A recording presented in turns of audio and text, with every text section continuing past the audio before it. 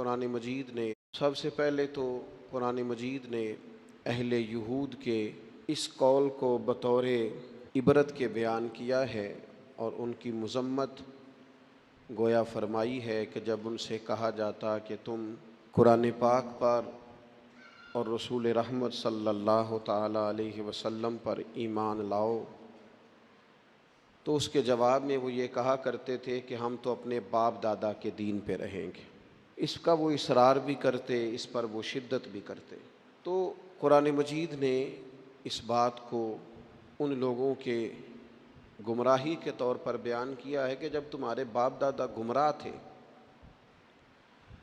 کفر و شرک پر تھے، گمراہی اور دلالت پر تھے، تو پھر تمہارا یہ اصرار کیوں ہے کہ ہمیں اپنے باپ دادا ہی کے دین پر رہنا ہے؟ اگر کسی کے بزرگ، کسی کے باپ دادا، کسی کے بڑے گمراہی پر ہوں تو اس کا یہ کہنا گمراہی ہے، اس کا یہ کہنا دلالت ہے کہ میں اپنے بڑوں کے طریقے پہ رہوں گا۔ لیکن اگر کسی کے باپ دادا ہدایت پر ہوں، توحید پر ہوں، ان کے عقیدے مضبوط ہوں، وہ شریعت کے پورے پاسدان ہوں، بیدار مغز ہوں، تو پھر یہ کہنا کہ میں اپنے بڑوں کے طریقے پہ ہوں، یہ گمراہی نہیں ہوتا، یہ اعزاز ہوتا ہے۔ بہت بڑا اعزاز ہے کہ انسان کہے کہ میں اپنے بڑوں کے طریقے پہ ہوں۔ قرآن مجید سورہ بقرہ پہلا پارہ، اللہ کریم نے فرمایا ام کنتم شہداء، کیا تم میں کچھ لوگ اس وقت موجود تھے، کیا تم میں سے کچھ اس وقت حاضر تھے، اذ حضر یعقوب الموت، جب موت حضرت یعقوب کے پاس حاضر ہوئی،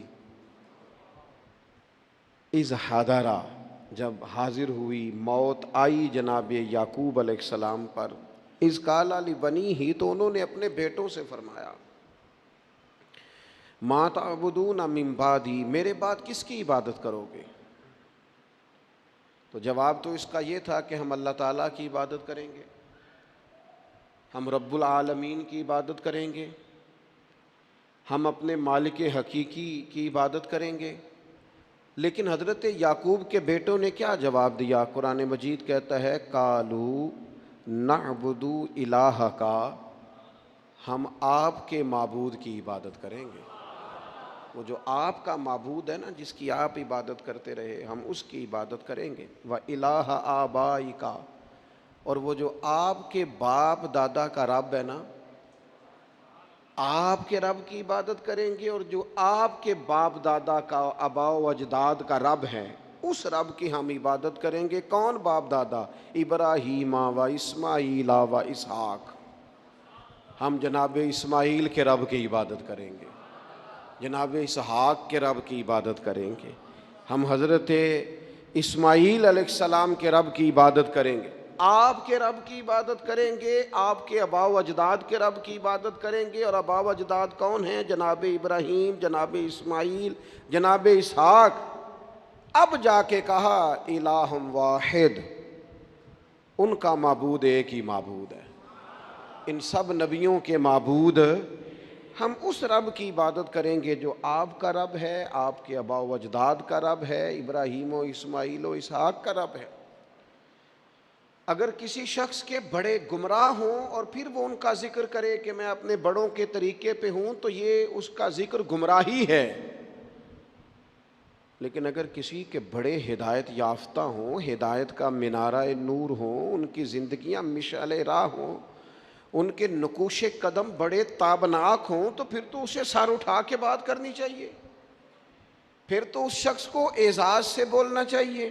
ہم تو صاحب سلسلہ لوگ ہیں، ہماری تو پوری سند ہے پیچھے، ہمارے جو پیر ہیں ان کے بھی کوئی پیر ہیں، ہمارے جو استاد ہیں ان کے بھی کوئی استاد ہیں، ہمارا تو ایک پورا سلسلہ ہے۔